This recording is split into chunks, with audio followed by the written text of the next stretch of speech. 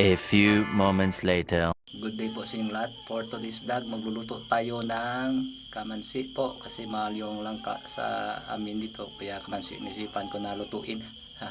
At umakyat na po ko sa babaw ng kamansi. Maningit tayo kasi taas nito.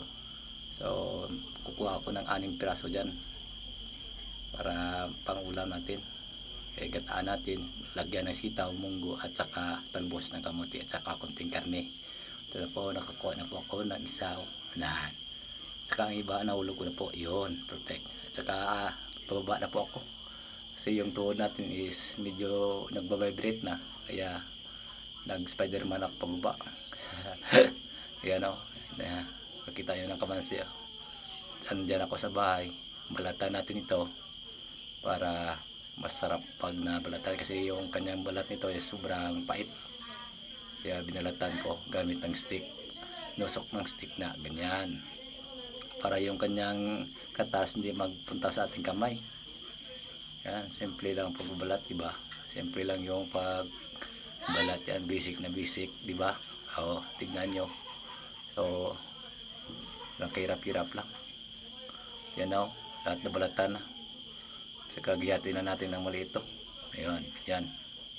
Para mabilis lang kainin at saka mabilis din lunukin. Yun, perfect. Yan na. Lahat na ay ginayat ko na yan lahat yan na maliliit para madali maluto.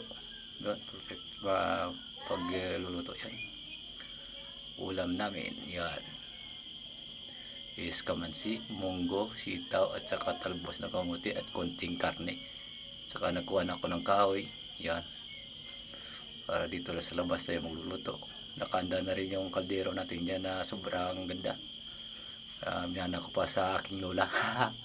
O yan. At magpapuyo tayo. Ready na yung ating lokoy, yung daon ng niyog na panggatong. O perfect na perfect, di ba? Yan o, yun, tignan nyo. Basic lang pagpaapoy natin, lakas ang apoy.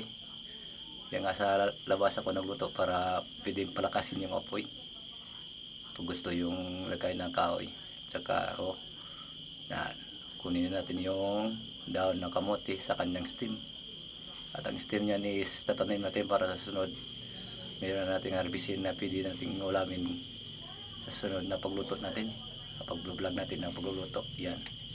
Ganyan para palagi pag wala tayong trabaho, wala tayong pamulanting. Ganyan, ugasan mo lang agad para malinis. Saka yung sitaw, ugasan din. Yan, ganyan lang, basic na basic, diba? Lapit lang yung aking bubundi yan. O, magaya tayo ng sibuyas at saka bawang. Tawag sa amin dito ng sibuyas bombay. Saka yung bawang is aus. At imikos-mikos natin mamaya yan para sarap. Lagyan na ng kunting bitsin, magic sarap at asin. So balatin ako ng niyog. Yan na, nabalatan na natin kagad niyog. Basic lang, diba? After a while, ito na po, luto na po yung ating ulam na kamansi with gata, with kunting karne. Yun, at umusok pa sa taas niyan, diba? So basic lang. So sobrang sarap yan. Nagugutom na ako, kaya hindi ko na pakita sa inyo pag video na kumakain ako kasi gutom na eh. So hanggang dyan lang ang ating vlog sa pagluluto ng ulam na simpleng ulam lang sa aming tahanan. So salamat po sa panonood nyo at God bless po. Thank you palagi sa inyo at halong kayo permi. Yun.